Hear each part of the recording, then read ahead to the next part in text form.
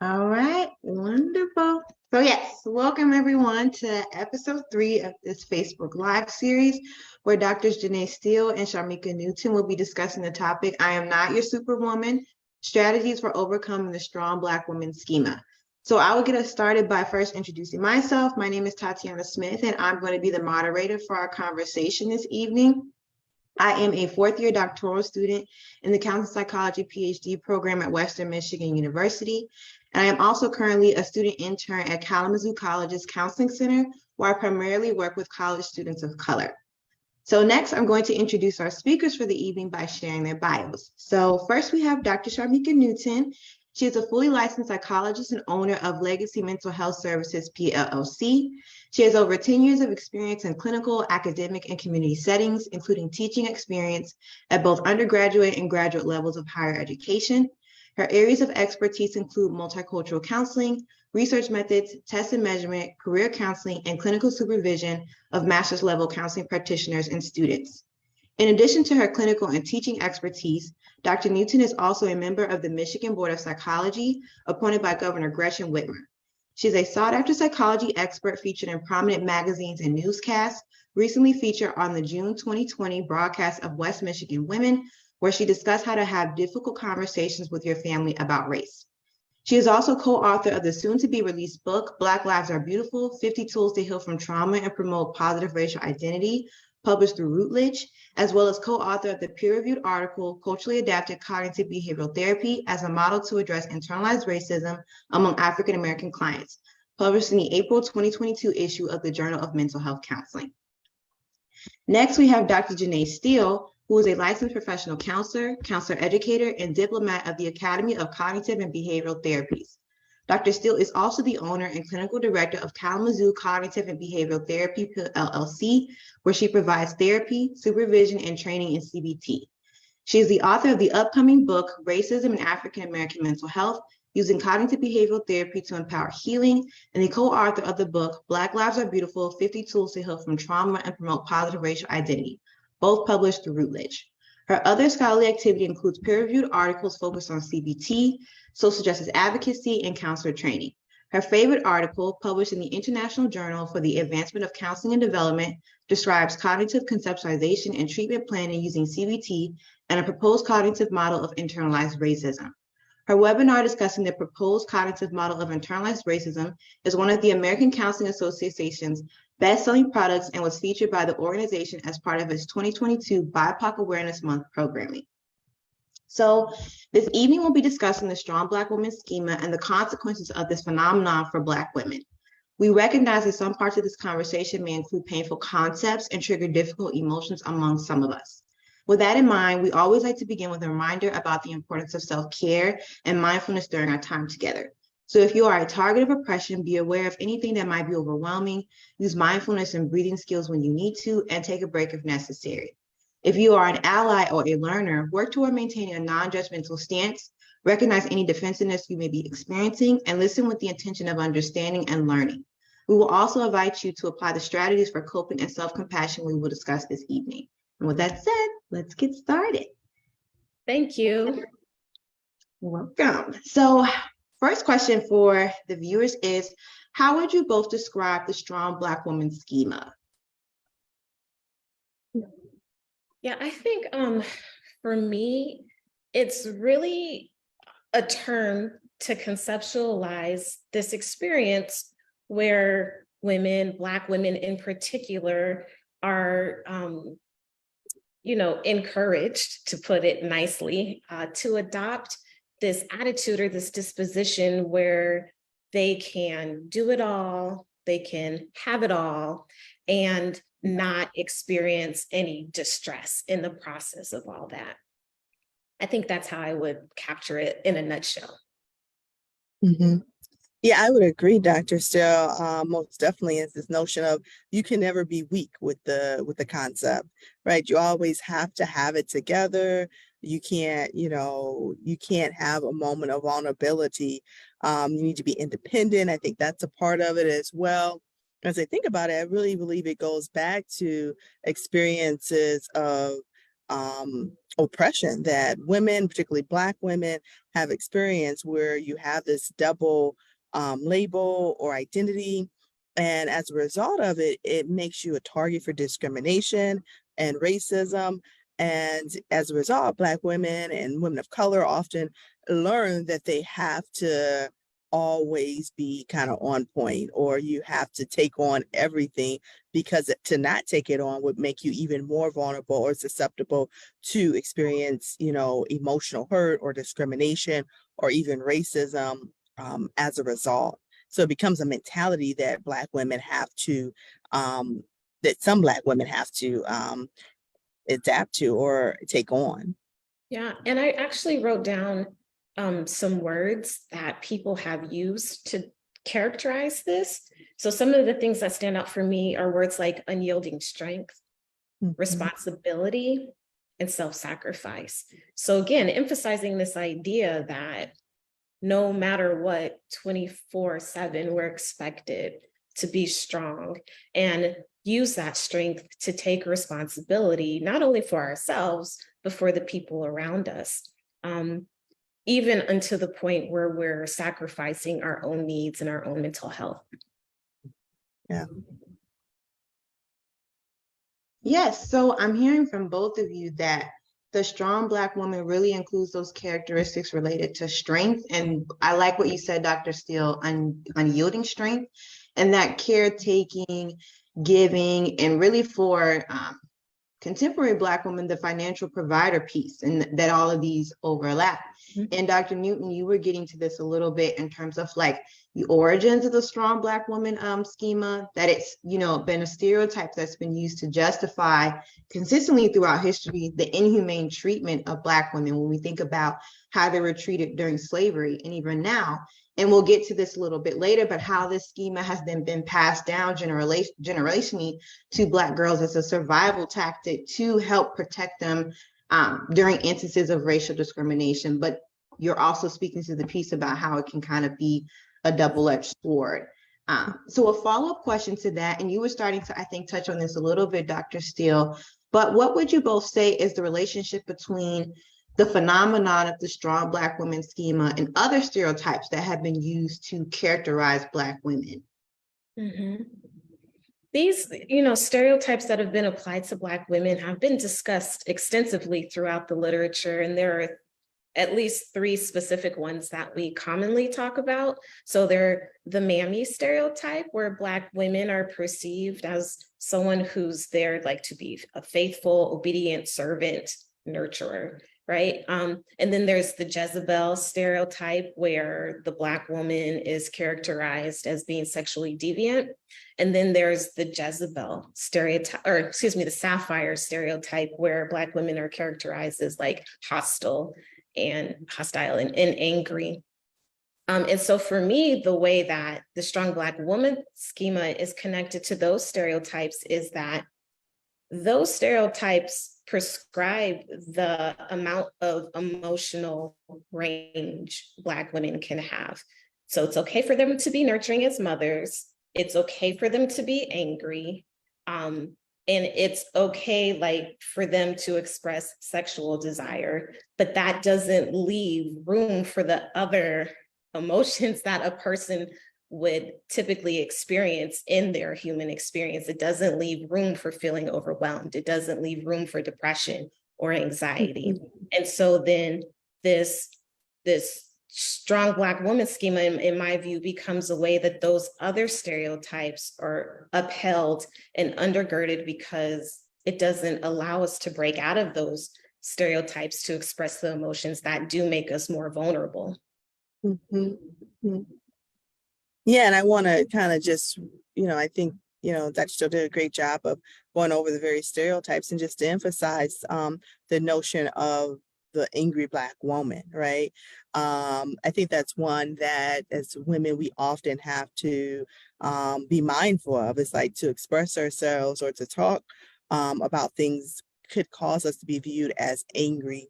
And many times, because of taking on this Superwoman syndrome, it puts a lot on the individual, and those feelings of anger can come across. But I would encourage people to kind of look at what's going on underneath the anger, or, even if that's an accurate label of what's really going on for the individual, because it is, as we stated, a stereotype, when really the person may just be frustrated, overwhelmed, feeling hopeless, underneath what we're seeing as anger. Mhm.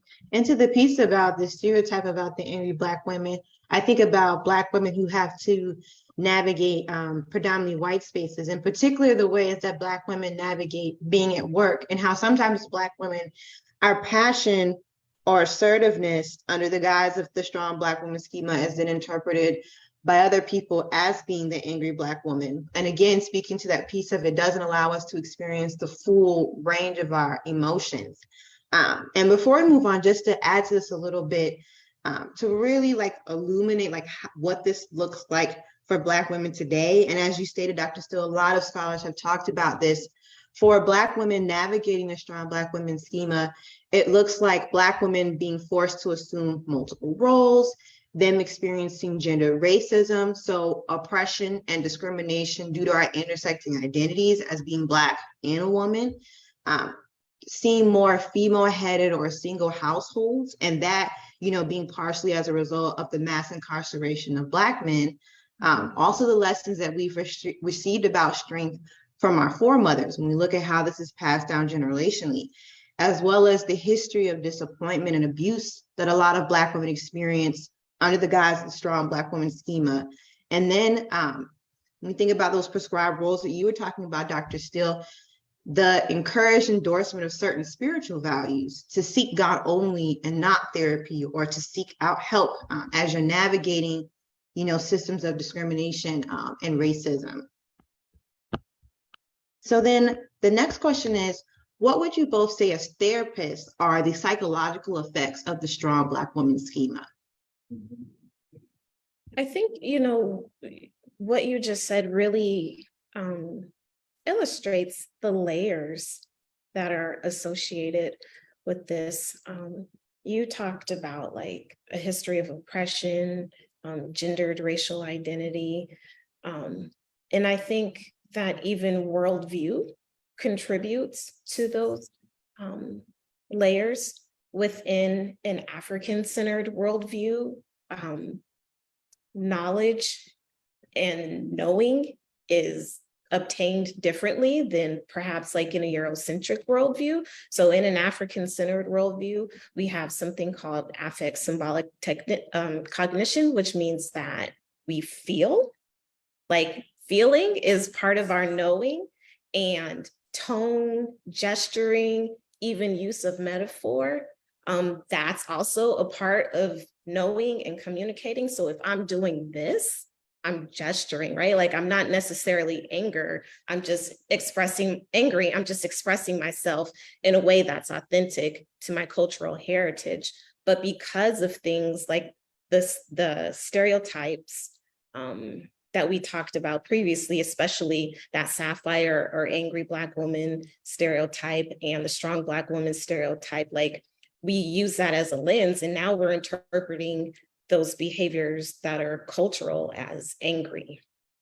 So then, when someone tells you that you're something and you shouldn't be that thing, you try not to be it, right? So to answer your question, what that looks like is African-American women not seeking help, African-American women taking on the brunt of responsibility in families or other relationships without really feeling comfortable to seek external help elsewhere. And I think that on to that, I think also when I work, with clients, often I see it manifests itself in somatical symptoms where they may be having a headache or stomach ache or, physiological responses within their body as a result of having to keep up this face of being this strong Black woman.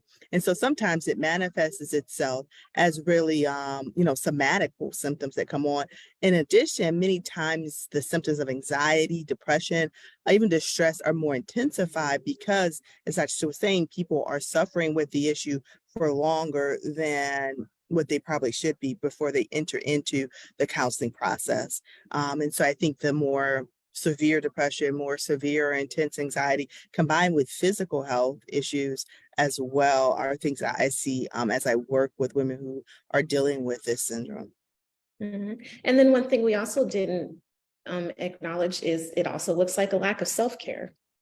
Again, we're just attending to everyone else's needs without really giving adequate attention to our own.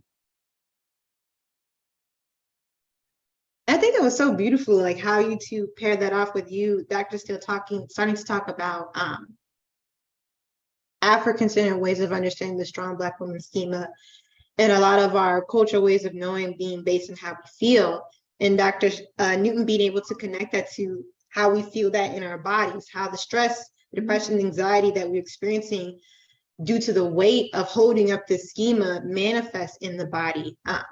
But scholars have begun to talk about the nuance of the strong Black woman schema. And so I'm wondering if you both could speak to kind of what has been seen as the positive and negative effects of like the strong Black woman schema and Black women internalizing that. Well, I would say that because of that notion of being strong, it can create a sense of resiliency within the individual, that no matter what they're facing, they continue to persevere, continue to keep going. But then you have that like double-edged sword where you have to look at, okay, to what extent? To the extent of your physical health, your emotional health. So it can produce a sense of resiliency within the individual. And also it can help to address some of the things that are like maybe lacking or result of oppression within the Black community. For example, I'm sure we all probably have that one grandmama figure or aunt figure, and she's just the strong one, right? She gonna pull the family together and keep things going, right? So it creates a sense of community. It fills in gaps for Tatyana, you mentioned earlier about the number of Black males who are in prison. It creates fills in the gaps for things that are missing or disparities within the community as well, I would say. But again, we have to look at to what cost. Yeah, I don't think I would add anything to that. Yeah, and I totally agree with everything that you shared, Dr. Newton, especially the piece around the resiliency piece. I do hear a lot of Black women that, have endorsed aspects of the strong Black woman schema, and I'm guilty of it myself. I mean, that it gives us a sense of protection, when we are placed in unsafe and discriminatory environments, and a felt sense of confidence in being able to overcome the negative impact of internalizing stereotypes about Black women. We hear a lot of Black women talk about imposter syndrome and stereotype threat.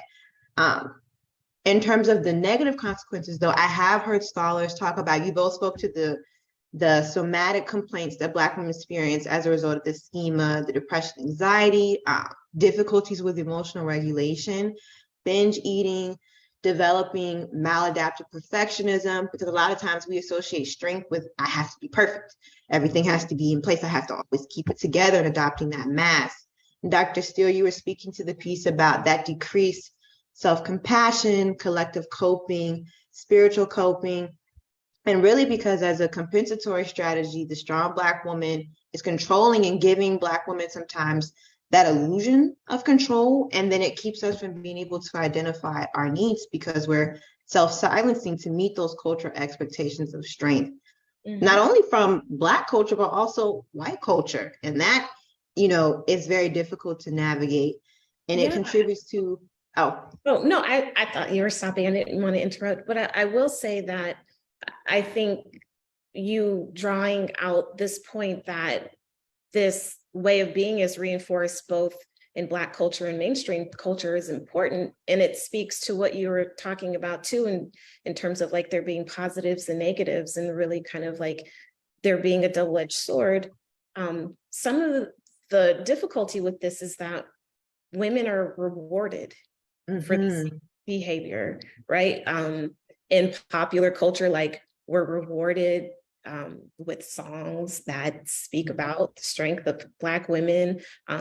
We're rewarded with like hashtags, Black girl magic, listen to Black women, if you're in trouble, ask a Black woman, right? Like, we're just supposed to be the saviors of the world, and nobody's really thinking about, well, I'm sure people are thinking about it. I don't want to say that, but not as much attention is given to like, give Black women a break, right? Like, that's not a hashtag. Like, Black women need to rest. Like, there's no hashtag for that.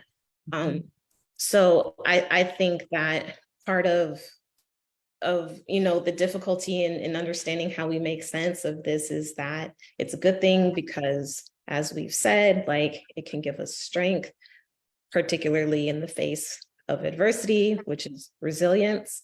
But then on the other hand, it can become, as you were saying, maladaptive, in that it prevents us from utilizing other, perhaps more positive or more varied ways of coping.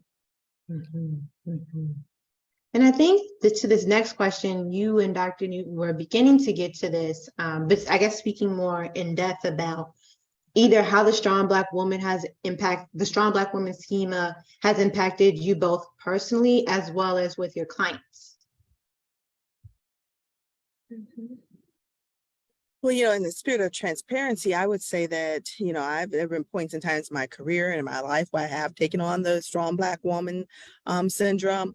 And it's caused me to have to really evaluate setting boundaries, right? Because you can't pour from an empty cup, and you can't be everything to everybody, right? So it's caused me to have to step back and to really say, what is supposed to be on my plate right now? What am I supposed to really be tackling? And what's not me at this point in time?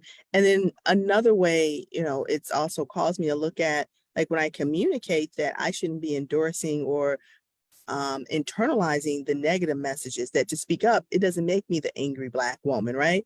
I can speak up in a way that is not out of anger, but is authentic to what I'm feeling and what I'm speaking, and not censor what I'm saying. And so it's caused me to really work with my own thoughts and work with maybe even some internalized messages of racism and internalized negative messages that come from the syndrome. And so I can say that personally, I've experienced it, and it's caused boundaries to have to be in place. And also for me to do that, really thinking about my own thoughts about myself as, a Black woman. And for me, I'd say it's made me think about the importance of being mindful of place and time. So if we're in a racially mixed work setting, and we know that there might be negative consequences if we express ourselves in ways that reinforce some of these stereotypes. So we're strong and we don't do that, even though the other people in our environment might have that luxury or privilege and we don't. Okay, we're now working within this Strong Black Woman schema, but in that sense, it is a coping mechanism because we also have real life things that we have to worry about, right? We need to pay our bills and we need to keep jobs. And sometimes the jobs that we're working are related to our passions and our goals in life. So for me, it's important to recognize okay, if I have to work within this framework in this setting, then I really need to be intentional in going home and expressing how I really felt to someone. I need to call my friend, I need to pray, I need to go to church, I need to journal, I need to have a conversation with myself. I need to do something so that that burden of strength doesn't travel with me everywhere I go, if it must be a companion sometimes. I really resonate with what both of you shared about how internalizing the Strong Black Woman schema has impacted you personally. I think about, for myself as a young Black woman, a young Black professional, really working more so to try to understand how this has impacted me generationally and within my community. I think about the messages that I received from the women in my family, so my grandmothers, my mother, my aunts, my sisters, even the actions that I've observed that these women in my life have enacted under the guise of the Strong Black Woman Schema. And I just think about, messages you receive, never let them see you sweat, never let them see you cry. And what that is saying is that it's not okay to be emotionally expressive or vulnerable. To do so as Black women almost seems threatening to us. And we talked about this a little bit earlier, like the piece around I have to be perfect. And for us, that means I have to be strong. And then how that can then manifest to anxiety, anger, and depression, because we feel, pigeonholed into this box. And I really like what you said, Dr. Newton, about it, just not allowing us to be our authentic selves and to heal and be well. And I think that connects well to the second part of the question that you both can speak to about the impact this has had on your work with your clients. I find that it actually prevents clients at times from fully divulging their emotions, even in therapy. Like sometimes, even in therapy, where you come to share your feelings, we have to have conversations about, the fact that if they can allow it, like this can be a safe space to talk about those feelings. And then we have to do like reframing around the idea that even having the feelings is an indication of weakness or vulnerability. So, I think, again, it just, for me, what I've seen through my work with clients is just how entrenched this schema can be in the minds of Black women. And something else I was thinking about that I don't know if we've touched on is that this schema, this perspective, it causes competition amongst Black women, right? Oops, sorry, I muted myself. Instead of seeing you as like my sister or seeing you in a positive light, it's now competition, right? Within the group. And then that in and of itself becomes unhealthy. So in my clinical work, one of the things I often encourage individuals to do is to find ways they can connect with other Black individuals, like finding their tribe or finding their village, other women or people in their profession or in their group that they can connect with, because I think it creates a spirit of competition versus a spirit of how can we have unity amongst our group, because of that need to be strong, that need to be, on top or have it all together. We can't be vulnerable with one another and maybe address weaknesses or personal growth areas as well. So I've also seen that play out amongst clients that I've worked with who deal with this phenomenon. I think the piece that you just shared there, Dr. Newton, about the Strong Black Woman Schema, as a form of internalized racism and oppression, if we look at from what Dr. Steele was just talking about, that African-centered way of viewing this, how it weakens the social bonds among Black women. A lot of times, as Black women, other Black women, our sisters are a reflection of ourselves. They serve as a mirror. And if we are viewing each other in a negative light in the name of competition, then that also kind of breeds like that negative self-talk and negative self-image that we develop as Black women. So I think that is so important. Mm-hmm.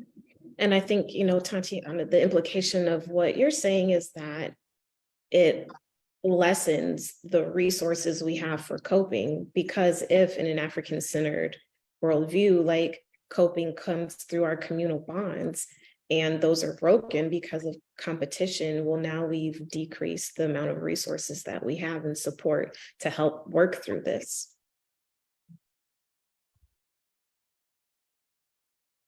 So then, as therapists, what would you say are some tangible or concrete strategies for coping and self-compassion that viewers can walk away with in response to the Strong Black Woman Schema? And also, in talking about those skills, what do you see as the role of resilience in that process?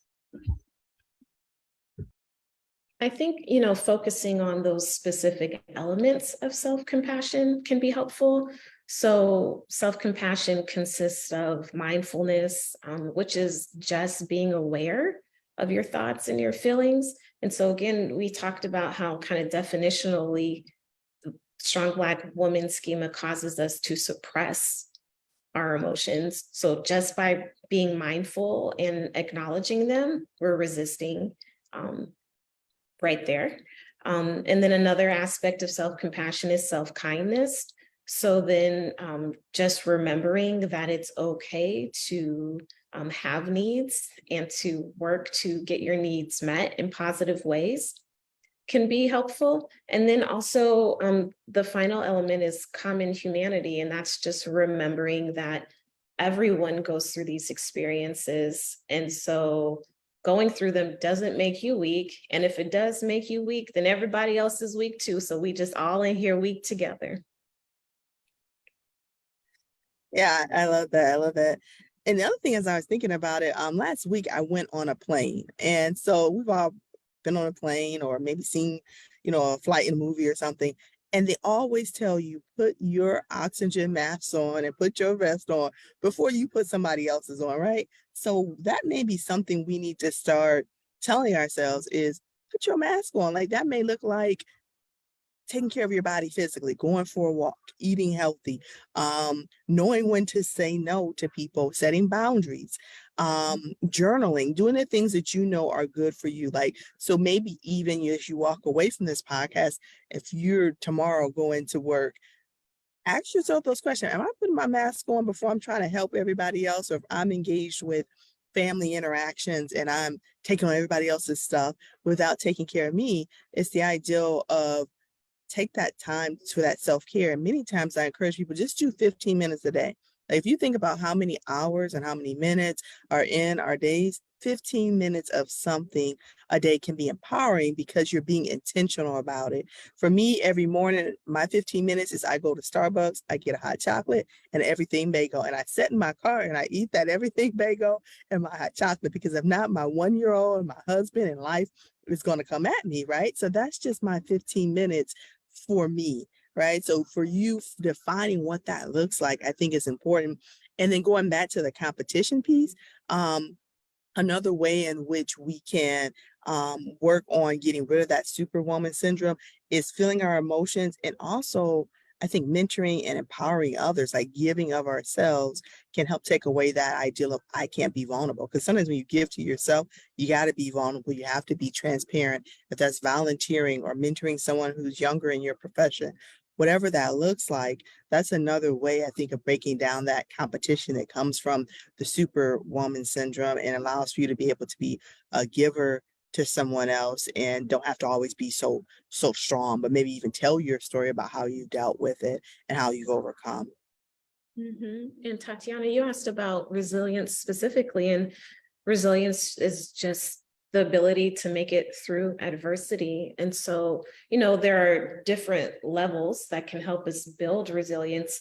And on the individual level, what's been so helpful for me is just to intentionally name and challenge and replace those negative thoughts that I develop, if it's related to the Strong Black Woman Schema or whatever else, just, telling myself something to counter the negative messages that I receive in society has been so impactful for me. And then, on a family level, we can talk to other people. Like when we talk to other people, that strengthens us and it helps us to be more resilient. And even on a community level, connecting with people through community-based organizations that will affirm our racial identity and heritage, or, whatever other issues that we might be dealing with, can also help to build resilience and help us to overcome these challenges as well.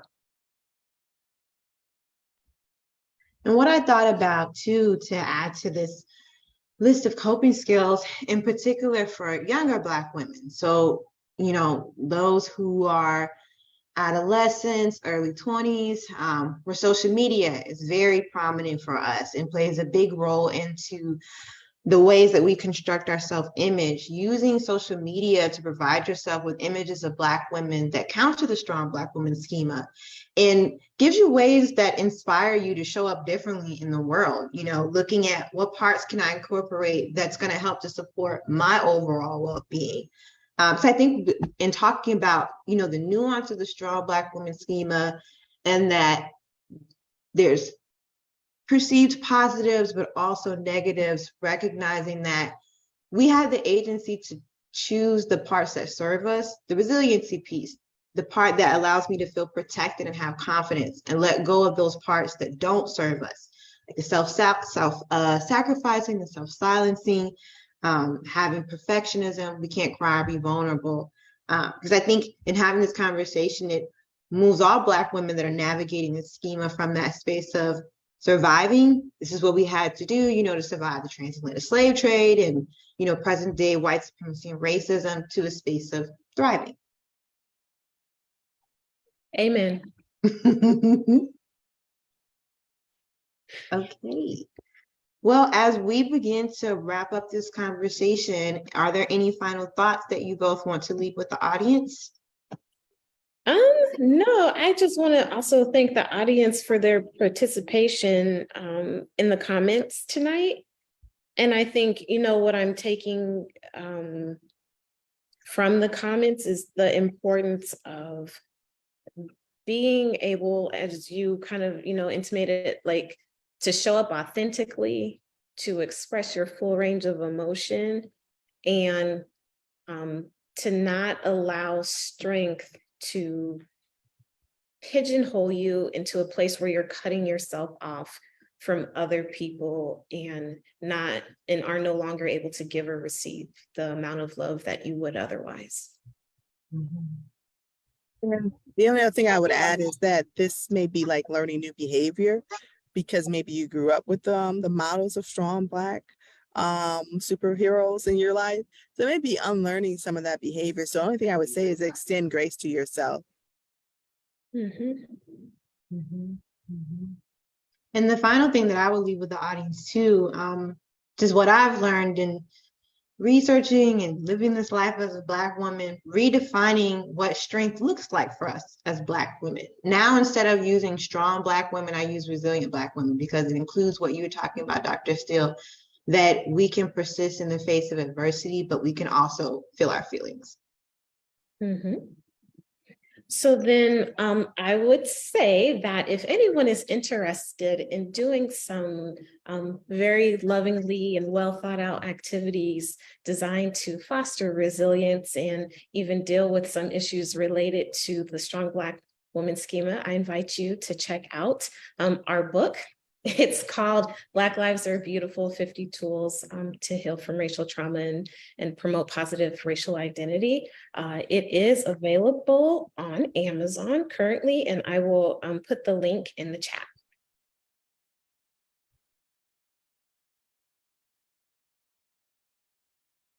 It's there. Okay. Well, we thank all the beautiful viewers out there for being a part of this conversation and participating with us. And we hope to see you at the next podcast episode. Thank you, all. everyone. Bye. Bye.